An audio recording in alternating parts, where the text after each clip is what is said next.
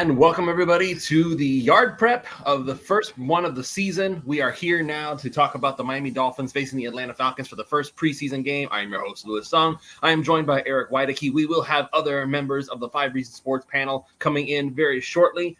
And we will have plenty to talk about. We're going to go for about half an hour or so. We'll go into some prize pick stuff. We'll go into some players to watch. I know we talked about that recently on the Pulse of Fids Nation show, but it never hurts to go ahead and just reiterate. There's always some things that can occur to us after the fact. So we're going to get into all that. But before that, of course, we have to go ahead and mention that, as always, this show is brought to you by our good friends over at PrizePicks.com. PrizePicks.com is the revolutionary fantasy platform where you can pick up to 6 different players across professional sports leagues. Obviously, today, we're going to be honing in on the NFL preseason. So all you have to do to get started is use the promo code 5, that's F-I-V-E, and if you sign up and use that $5 that you can put in, again, it's very small investment now. All you have to do is put in a $5 bet, and Prize Picks will instantly give you $50 of their own money for you to play with in the future. So that's the smallest investment you could ever ask for. You can't spare $5 to get $50. You got to be able to jump in there, especially if you're somebody who enjoys fantasy sports. So once again, use the promo code 5, that's F-I-V-E, and they will go ahead and they will give you $50 upon placing a $5 bet for the very first time. And, of course, we also have jersey305.com, and I'm going to play the video for you. This is where you go if you want some real vintage jerseys of any Miami sports. Hey, it's Ethan Skolnick for the 5 Reasons Sports Network. We've got a great new sponsor that fits with us perfectly. It's called jerseys305.com. That's jerseys305.com. This is your home for dead stock and vintage jerseys from the Heat, Panthers, Dolphins, Marlins, and the other local teams. Their mission was born from a passion for wearing jerseys of the old styles and the past players. Jerseys 305 aims to make every fan stand out from the crowd with unique pieces that you don't commonly see anymore. Maybe 10, 15, 20 years ago, but not today. And Jerseys 305 was created by the fans, for the fans. They're diehards just like you. In fact, they're probably listening to this episode right now. So check them out, Jerseys 305, their partnership with 5 Reasons Sports, celebrating with a 10% discount on the next purchase using the code 5 at checkout. Unlock your exclusive savings on the entire vintage collection. Yeah, so if you're a jersey buff, definitely go to jerseys305.com, use the promo code 5, and you'll get that little discount there for your next order. All right, so we're also introducing Michael Quirk back to everybody. So, Mr. Quirk, we haven't heard from you since, well, last season ended. So welcome back to the fold. How have you been, and what have your thoughts been? I'll go ahead and just let you summarize everything that you felt throughout the course of the off season, and then we'll actually get into some Falcons preseason. Yeah, it feels good to be back. Last season ended obviously not how we all wanted, and there was a lot of things that we were kicking ourselves over. And now we're back to the most wonderful time of year, which is the preseason, which means that there's optimism in the air. That means we get to see the young guys coming through, that we get to, not really see a lot of the offseason additions, at least not in their entirety. But, it's like spring chickens in spring training, except we're going into the fall. It's wonderful. I'm optimistic. I'm happy. I'm happy to see each of you and your wonderful faces. So I'm ready to go. And what have your overall thoughts been as the offseason has progressed? Have you liked everything you've seen? Are there some things you've not liked? And I'm just trying to get a Michael Quirk offseason summary in your own words. Yeah, I'll tell you what, I did like the draft. I like a lot of people did like an interior offensive lineman in the first. I don't know if there was enough to address the offensive line with losing Connor Williams, which was something I agreed with given everything that he was dealing with physically. And of course, Terrence Armstead is he's a common guy on that probable questionable list. As well as the defensive line, losing Christian Wilkins hurts not only for what he does on the field and what he does in Josh Allen's nightmares, but also what he does for the locker room. And so losing a guy like that, even if it is a tough pill to swallow, if you're the Raiders in terms of that cap hit, I don't know if they did enough to address the defensive line either. I did like Benito Jones coming back. Calais Campbell, he's on the older side, but good locker room guy, still productive, and a lot lower number than I think a lot of teams expect him to sign for. So I'm optimistic. Of course, adding a guy like OBJ to the fold is thrilling, and I think Jalen Wright is another guy that I'm really excited to see. I think Jalen Wright is benefiting from how good Devon Achane looked last year, of saying, did we need a running back like this there? And saying, oh, Achane was the talk of the NFL for a couple weeks, so maybe we will trust them on their evaluation of running backs. So there were some hills, there were some valleys, but all in all, I feel good about the offseason. All right. So with that all now being said, let's talk about the actual game that we're about to see. So very first preseason game, we're going to see the debuts of a lot of different players. Already the Miami Dolphins social media team is highlighting Patrick Paul doing his thing. He's getting some footwork ready. And I'll tell you what, I actually said it on the OnlyFins Discord for 3 yards per carry. By the way, it's only $3 a month. You just go to the link, discord.gg/OnlyFins. It's in the description of this video. Best Dolphins talk that you'll find anywhere, and you can definitely get more out of it watching the game with those guys instead of just watching the putrid whatever it is that is formerly known as Twitter. So I was saying this, though, in the sense that it really sheds light, at least in my opinion. I had some people who disagree with me on that, and then there's some people who did agree with me. It really sheds light on the lack of care of the coaching staffs of the college world, because Patrick Paul, when he came into Miami, I was one of his heaviest. Like, I wouldn't call myself a detractor. I was frustrated that Miami was picking another project so early. I wanted somebody who would contribute right away. I didn't say that Patrick Paul couldn't play well or that he wouldn't play well. I was saying that now you have to teach him from the ground up how to play offensive line. And that's a project that takes a lot of work. That takes a lot of extra effort that you didn't need, especially for a player who you knew for a fact is going to be a 2025 player and beyond, because you still have Teron Armstead. But with that being said, the fact that we are hearing how well he's doing in practices, the fact that we are hearing how well he is doing and he's taking to the teachings of Butch Barry and the rest of the team, it really, again, speaks volumes about how much the coaching staffs of college, and in particular Patrick Paul, they didn't particularly care whether he knew his fundamentals or not. They were perfectly content to let him lumber around like Frankenstein's monster and just maul everybody because it worked out in their favor. But Patrick Paul, if he had been taught properly how to be an offensive lineman, he could have been one of the first-round picks. He could have been, who knows, he might have been the best prospect in the whole draft as far as offensive line. We don't know. We'll never know. But just knowing that that was a possibility, just knowing that that was something that could have happened, I feel bad for Patrick Paul, because now he's not going to get as much money as he could have. And for all up-and-coming offensive linemen, I would say go out there and find a coach, even an off-campus coach, like a personal one, who will teach you the fundamentals of how to play football, because Patrick Paul could have been a polished player. It benefits Miami now because obviously it looks like there's going to be really something there to Patrick Paul. He is just such a big dude, and he moves really fast for a guy his size. So it benefits Miami. Once again, Miami benefits from somebody being careless with a prospect. So now we have Patrick Paul. He's one of the guys that we're going to be keeping an eye on. Jalen Wright, previously mentioned by Michael, who had to step out for just a moment. He'll be back shortly. But Jalen Wright is another person who we're going to be keeping a very close eye on. We want to be able to see more of what he has to offer. I'm also welcoming Duke to the show here. Hello, Duke. It is good to see you, sir. You are muted, by the way. Hello, everyone. There you are. All right.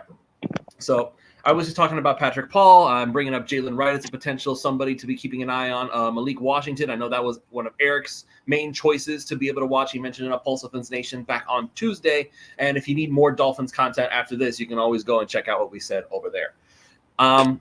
So now, Michael, if there's any one player, and I asked this during Pulse, and I'll ask you too, is there any one player specifically that you want to see in this preseason game more than anybody else? I hate to echo what Eric's already said, but Malik Washington is a guy who I've placed a lot of Prize Picks bets on this past fall when he was at UVA, where he could really do anything and everything within that offense, that he was catching 10, 11 balls per game, it felt like. And seeing him as a guy who, they're not going to need a ton from him right away, obviously, with the depth in the wide receiver room. And there's even clutter at the back end there with Eric Ezukama, Braylon Sanders, and the like. But I'd really like to see what he can bring and what this offense can do with him in motion, with him in space. I think he has a tremendously high ceiling, especially where the Dolphins got him toward the end of the draft. So I'd love to see what they can get out of him and the different gadget plays and get him in space. And I'm sure that that's something we might see a lot more of as the game progresses. Or at the very least, let me rephrase. I'm sure they're going to try. They're going to try to see what we can do there, because I'll be honest with you. First of all, obviously it's preseason. We're going to see a very vanilla offense. It's going to be boring. There's not going to be a ton of motion to throw everybody off. They're not going to throw all their cards on the table in the first week of preseason against the Atlanta Falcons, who, quite frankly, Kirk Cousins aside, I don't foresee them doing too much this season. That's just my personal opinion on the Falcons. I just don't see them making too many waves. With that being said, Mike White is the quarterback, and then Skylar Thompson after that. And knowing that just tells me this offense is either going to rely on the run game and try to prove that they can be the physical team that I kind of want them to be, more so than what they have been in the past, or they're going to attempt with Mike White to fling the ball around the field, and it is not going to go well. I understand that Mike White had his moments of hype when he was in New York, but that's just all it was. It was moments. Like, it was moments. Everybody has their time to shine. Case Keenum had his time to shine. That time has long since passed. Nick Foles, listen, credit to him. He had a long and storied career, I guess I'll say. But even he, for all of his history, for all of his accomplishments, Nick Foles was never one of the NFL's best. They talked about him like that for a little while because he was being successful. But Nick Foles was never like elite quarterback status. Mike White is even less than that. Like, I would happily take a Nick Foles over somebody like a Mike White. So hopefully the Dolphins offense can actually do something in this game against the Falcons. With that being said, let's go ahead and now we'll bring up what the defense is going to be doing. So obviously one of the obvious ones is Chop Robinson. Everybody wants to see Chop Robinson. Everybody wants to see, is his get off really as fast as it's being talked about? Is it really so phenomenally incredible that we're going to look at this guy and be like, oh my God, he's going to get so many sacks as a rookie? The funny thing is that Quentin Bell is the one who's listed as the starter. And we've heard just as many, if not more, reports about how incredible Quentin Bell has been in training camp. But Duke, if you're there, I would like to go ahead and pull it over to you. What are you hoping to see? It's going to be a vanilla defense, but what are you hoping to see more than anything, just to be able to show that, okay, there's going to be something to this scheme? Well, I don't know who the Falcons are going to be playing tonight, and I'm assuming most of their starters will probably be sitting. But if they have a few of their starting offensive line, they have a really good offensive line. I read today that the PFF had them ranked as one of the top 5 offensive line in the NFL going into this season. So it'll be a good test for our defensive front. Can they get pressure? I'll be looking at the linebackers. It's probably not going to be our starting guys, so it's going to be the backup guys or guys fighting for a roster spot, like Duke Riley, Channing Tindall, Zeke Vandenberg. Some of these guys that need to make a name for themselves, and they can do that. And then, of course, on the secondary, looking at some of these guys, we've heard some names this camp.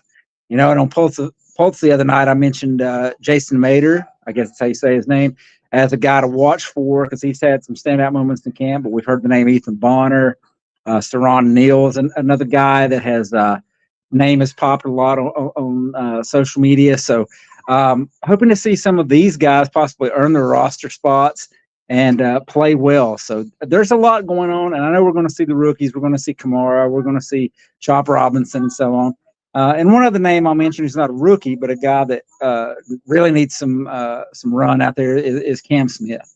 So I don't know if he's going to play. I know I read maybe that he had re-injured himself. I don't know, but if he's available, I'd like to see what he's got. Because basically last season was a redshirt year for him. All right, and let's go ahead and we'll jump into now some of what we do. We always did this during the season, and we'll do it now for NFL preseason as well. I'm going to go ahead and pull up a screen here.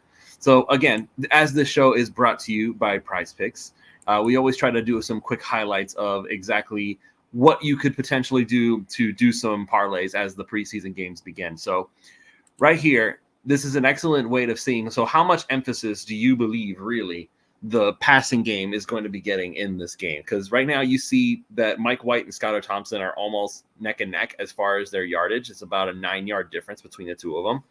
So, Michael, if you were to pick one of these guys to be the star of the show as far as the passing game, would you pick Mike White or Skylar Thompson at this juncture? And it's actually a kind of a loaded question because depending on how you answer, it might actually reveal what you think of the backup quarterback situation.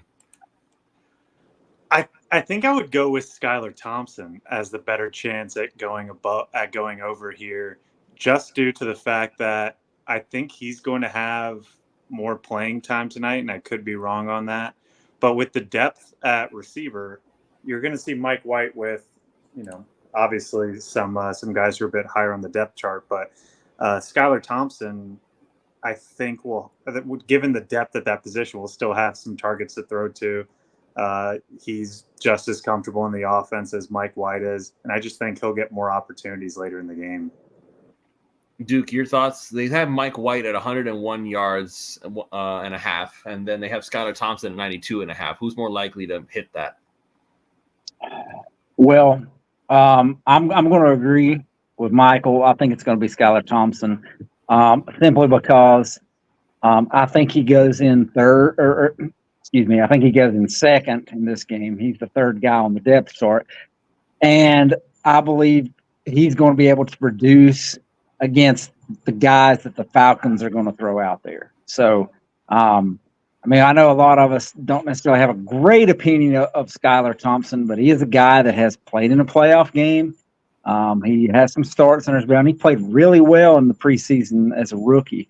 So I think if he's going out there with, I think Miami's 4s and 5s or whoever at receiver are going to be better than Atlanta's 4s and 5s. So he's got a chance, I think, to produce more.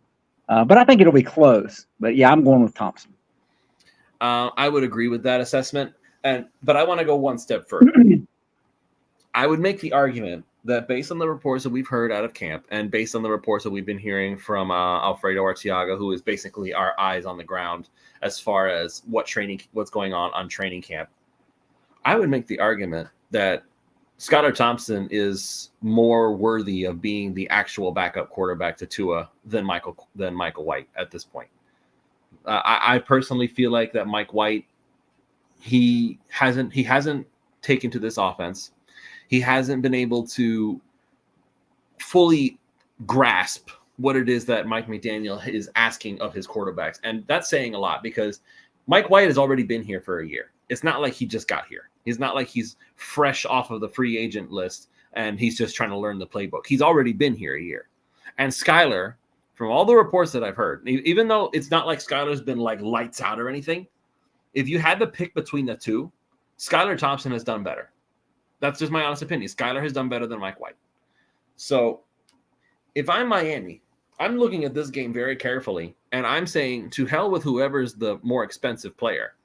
These preseason games are a competition. Who's actually the backup to Tua Tagovailoa? I think that Skylar is more worthy of it at this point. And truly, that's the best case scenario because we were hoping that we would find somebody who could back up Tua, right? So Skylar would do the job. I think that Skylar has a better shot of hitting his number than Mike White does. And not only that, I think just overall, I think that even if the roles were reversed, I still think that Skylar would do better than Mike White would.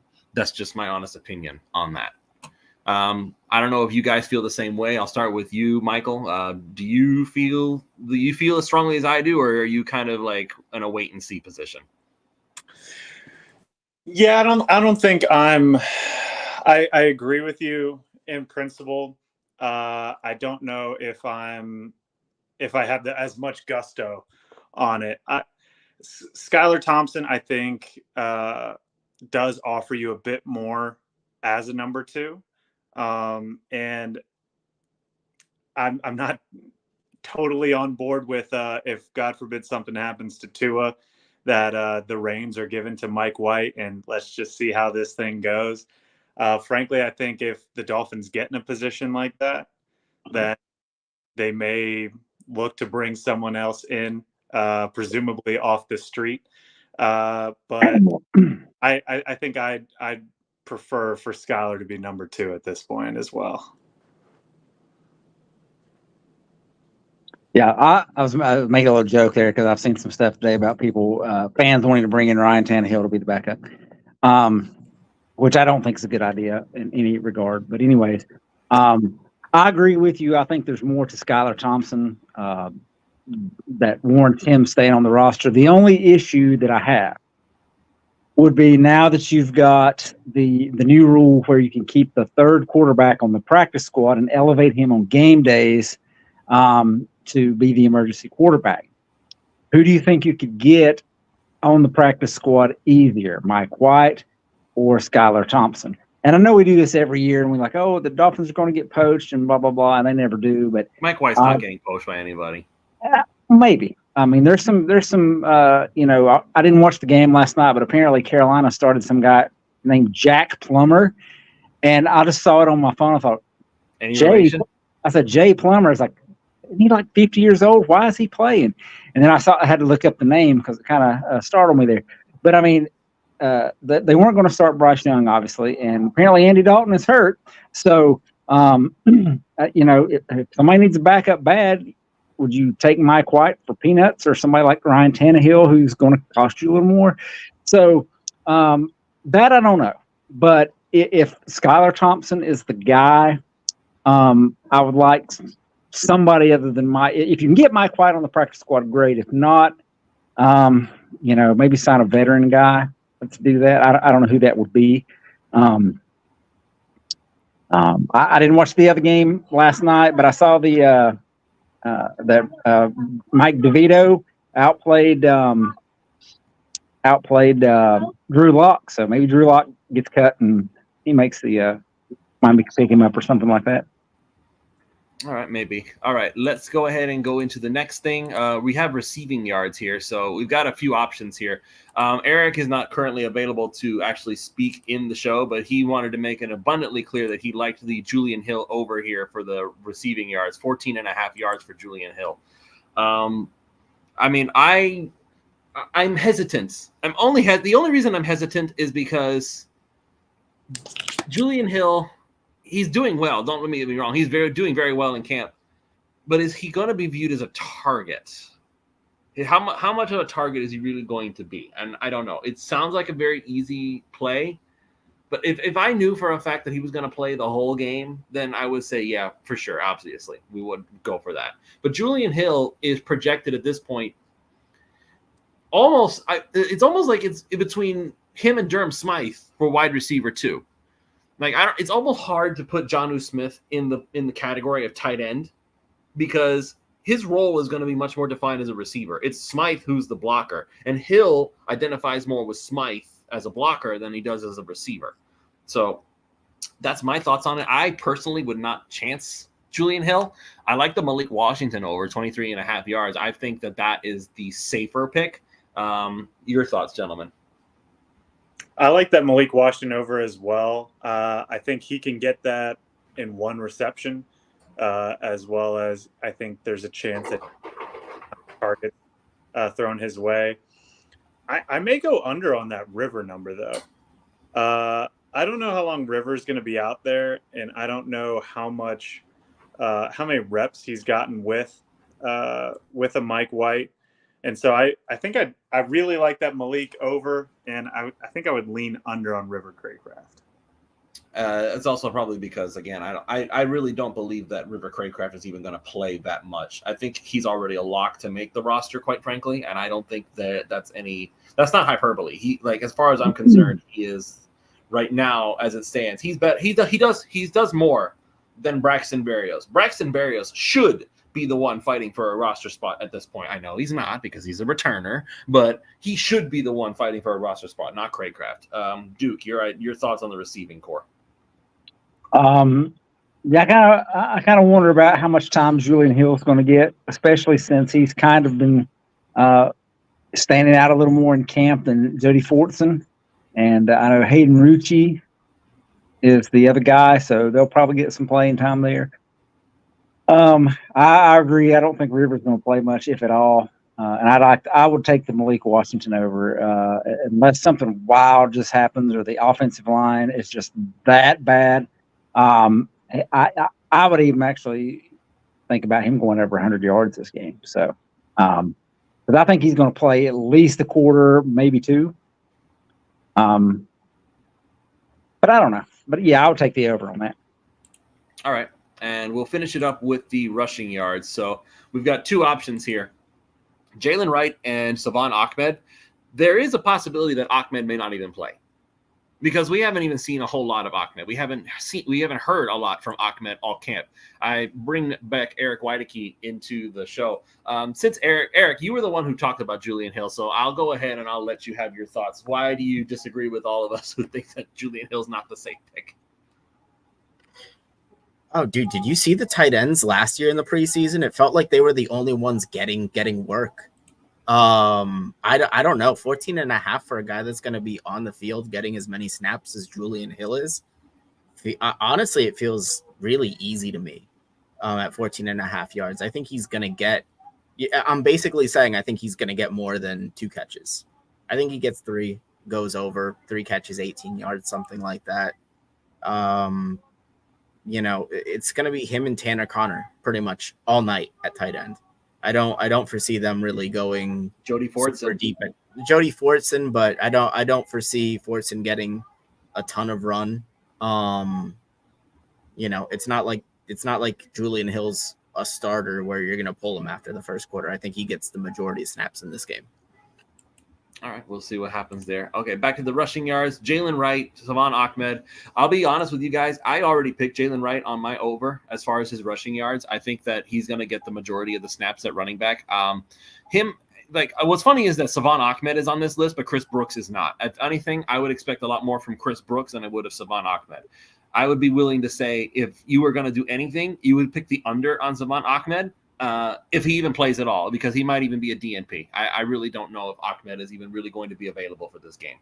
So I'll ask you guys, would you feel better about picking an under for Ahmed or an over for Wright? Or even an under for Wright, depending on what you think. I'll say I think Ahmed's been hurt, so I don't know that he plays. So I think that would be the safer play. But I would also play the over on Wright because I think he's going to get a lot of reps. I think Jeff Wilson starts, maybe gets like 2 carries and he's out, and it's going to be the Wright and Chris Brooks show after that. Right, yeah, I tend to agree. Ahmed, as Duke mentioned, was hurt, a little banged up here recently in camp. And Jalen Wright, I mean, he's just such an explosive runner. I think he might get a majority of that 38 and a half yards on one run tonight. So I think he's an easy over. If you think he gets more than 6 or 7 carries, I think he goes over that pretty soundly. Like you, Lewis, I'm a little surprised Chris Brooks isn't on there. He would have been another guy I would have loved to see hit the number on him. But I feel pretty good about Jalen Wright going over. All right. We're getting close to the end of the show here because I want to keep it at around half an hour. But let's do really quick here. We'll do our meaningless predictions, as it were. I won't go into the MVP overrated, underrated, just because we don't have the time this time. But do y'all have some scores? Do you even care to give scores, Michael? 16-13 Dolphins. Okay. Duke. I'll stay with what I said Tuesday night, 2020 tie, Okay. Just because you can. just because I can. Eric. See, I'm jealous because Duke's score is so much more memorable, and I don't even remember what I said the score of this game was going to be. I'll go 21-18 Miami. All right. See, I was the oddball in the room. I said that the Falcons would win. And I don't say that just because, like, oh, I'm the naysayer. I'm like, I don't know, man. I mean, I don't like the backups on offense. I don't think Mike White is that good. I think Skylar Thompson is better than him, but he's going to be working with lesser talent as well. Like, I think the Falcons will do something. I think that just Michael Penix being a highly drafted quarterback, there's got to be something there. He's probably going to get something going. I figure with all the extra snaps he's going to be getting. I think the Dolphins lose this game. Not that I care because it's preseason, so who really gives a crap anyway? So this is all about evaluation. This is about seeing individuals. This is all about seeing can these players prove that they deserve a spot on the team. I'm not even looking for things to gel. I don't even care if they seem like they're working together as a team because most of these players that we're looking at are not going to be on the field at the same time. Like you would have to be in so much injury trouble for the team to look like it's going to look like tonight by any stretch. So whether the team wins or not, I don't really care. I'll pick the Falcons to win just because I think they will. And I don't really care if they do or not. This is preseason. I'll care a lot more on week 1 when the Jaguars show up. So with all that being said, thank you all so much for joining us. We will be back here for post game. We will go over our top performers. We'll go over what we saw, what we didn't see and wanted to see. We'll go over all that sort of stuff. So once again, thank you for joining us. We will see you all later after the game for post game.